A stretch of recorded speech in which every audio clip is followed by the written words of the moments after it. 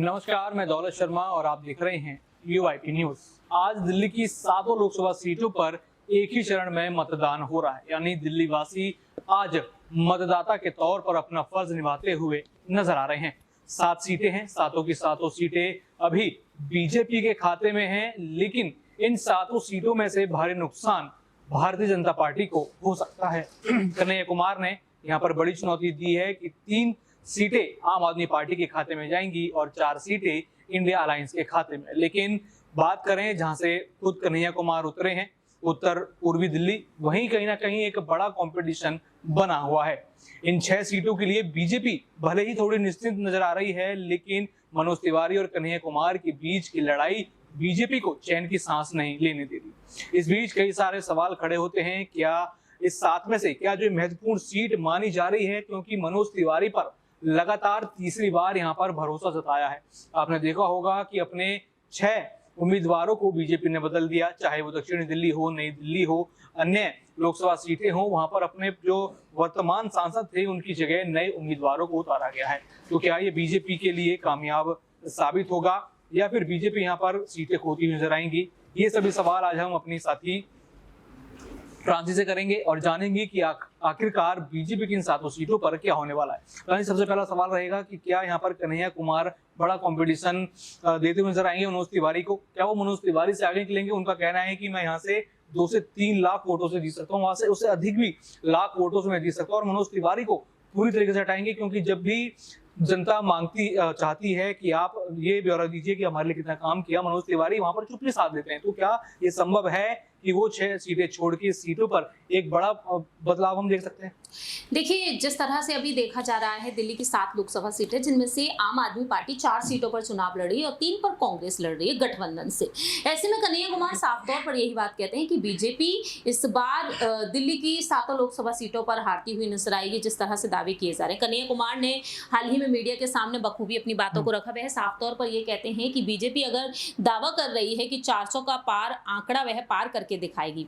Media ने जब उनसे सवाल पूछे कि 300 का पार आंकड़ा बीजेपी कर चुकी है, ये कहा जा रहा है बीजेपी की तरफ से, तो वह कहते हैं कि अगर जीत ही गए हैं तो घर बैठे, तो आखिरकार ये सब कुछ क्यों किया जा रहा है? वह कहते हैं ये तो पेट्रोल के दाम बताए जा रहे हैं, सीटों के आंकड़े नहीं बताए जा रहे कि कितनी सीटों पर जीत हासिल कर ली। कन्हैया कुमार यहाँ पर ईवीएम के मुद्दे को भी उछालते हुए नजर आते हैं कि ईवीएम की मशीनें खराब पड़ी हुई हैं।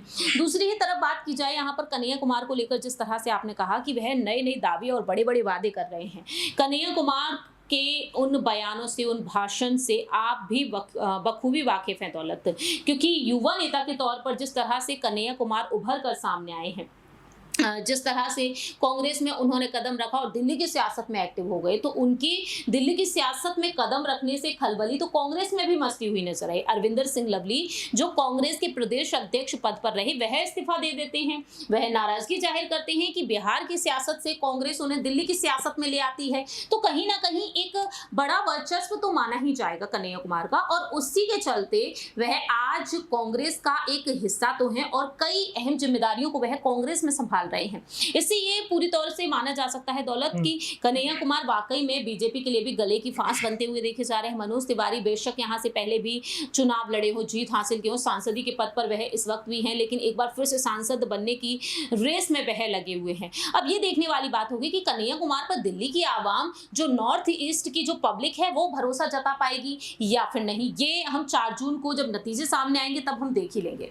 ये बात तो ही यहाँ पर मनोज कुमार वर्सेस कन्हैया कुमार के बारे में, लेकिन यहाँ पर हम बात करें जो 6 सीटें हैं जिन पर उम्मीदवार बदले गए हैं, तो क्या एक मास्टर स्ट्रोक साबित होगा या फिर बीजेपी का सबसे बड़ा फेलियर साबित होगा कि अपने 2 बार के सांसदों को बदलना, किस तरीके से उनके लिए खामियाजा वो भुगतेंगे? क्या आपको लगता है 6 सीटों पर? देखिए, 6 सीटों की बात कर ली जाए और साथ में नॉर्थ ईस्ट दिल्ली की बात कर ली जाए, 7 लोकसभा सीटें 2019 में बीजेपी ने अपने कब्जे में लेकर आई। बीजेपी ने 7 की 7 सीटों पर जीत हासिल करके दिखाई। ये एक बहुत ही बड़ी जीत मानी गई दिल्ली की सियासत में बीजेपी के लिए। 300 का पार आंकड़ा बीजेपी ने लास्ट टाइम रखा था और इस बार 400 का पार आंकड़ा रखा है। तकरीबन 443 सीटें, माफ कीजिएगा, 400 से अधिक सीटों पर जीत हासिल करने के लिए जिस तरह से बीजेपी दावे कर रही, इस बार वह कर पाएगी क्या नहीं। और उनमें उनमें से अगर 6 सीटें दिल्ली की ले ली जाएं, जैसा कि आपने कहा यहाँ पर आम आदमी पार्टी, कांग्रेस और बीजेपी मिलकर चुनाव लड़ रही है, तो ऐसे में दौलत यहाँ पर ये बड़ी बात निकलकर सामने आती है कि आखिरकार आम आदमी पार्टी कितना बड़ा कमाल दिखाएगी। सबसे बड़ी बात यहाँ पर जो निकलकर सामने आ जाती है, दिल्ली की जो अरविंद केजरीवाल की सरकार है, क्या वो पूरी तरीके से यहाँ पर जीत हासिल करती हुई देखी जा सके। 7 लोकसभा सीटों को लेकर मुख्यमंत्री अरविंद केजरीवाल कहते हैं कि इस बार सातों की सातों सीट हमारे खाते में आएंगी, हम जीत हासिल करके दिखाएंगे। तो ऐसे में बीजेपी के लिए सबसे बड़ा चुनौती भरा सवाल ये बन जाता है कि अगर वाकई में अरविंद केजरीवाल की पार्टी ने भ्रष्टाचार किया है, अगर वाकई में वह भ्रष्टाचार में लिप्त है, तो कहीं ना कहीं ये सीटें, जो जनता का वोट है, वो बीजेपी के पास चला जाएगा।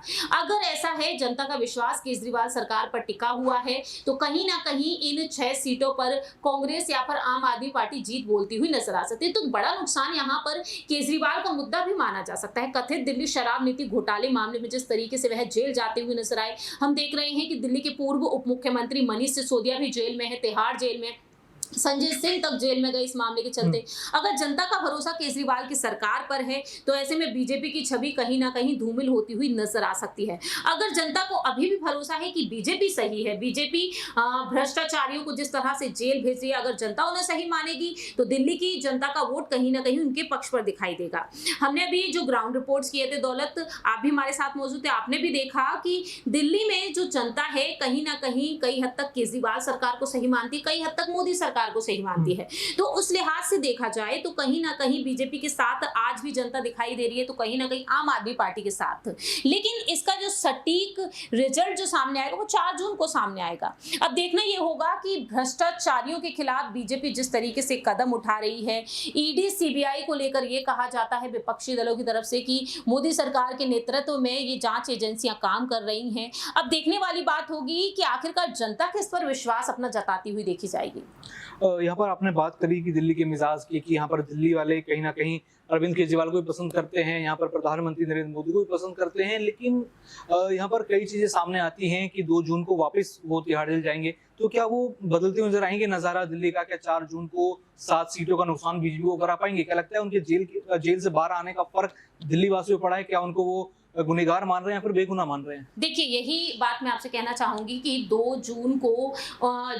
जून को उन्हें सरेंडर एक बार फिर से किया जा सकता, सरेंडर करना पड़ सकता है, क्योंकि हमने देखा 21 मार्च को जो टीम है ईडी की, वह उनके घर पहुंच जाती है, तलाशी ली जाती है और उन्हें रातों रात अपनी हिरासत में ले लेते हैं। उसके बाद हम देखते हैं कि कोर्ट के फैसले के मुताबिक उनकी रिमांड को बार बार बढ़ा दिया जाता है, न्यायिक हिरासत उनकी बढ़ा दी जाती है, और इसके बाद देखा जाता है कि सुप्रीम कोर्ट के आदेश के मुताबिक उन्हें अंतरिम जमानत पर लोकसभा चुनाव को मद्देनजर रखते हुए बाहर कर दिया जाता है, अंतरिम जमानत पर 1 जून तक के लिए, और 2 जून को उन्हें फिर से जाना पड़ सकता है। तो ऐसे में यहाँ पर अरविंद केजरीवाल इन कुछ ही दिनों में कोई कमाल करके दिखा जाते हैं, तो कहीं ना कहीं दिल्ली की 7 तो नहीं, 1 या 2 सीटों पर भी अगर आम आदमी पार्टी जीत हासिल कर लेती, तो आप इससे बखूबी जान सकते हैं कि बीजेपी की मुश्किलें कुछ हद तक तो बढ़ती हुई नजर आ सकती है, क्योंकि 7 की 7 लोकसभा सीटों में से अगर देखा जाए, कुछ सीट भी अगर अरविंद केजरीवाल के पास चली जाती हैं या फिर कांग्रेस के पास चली जाती है, जहां से कन्हैया कुमार को उतारा गया है, तो बीजेपी के लिए एक बड़ी मुसीबत तो मानी जा सकती है। और इसके लिए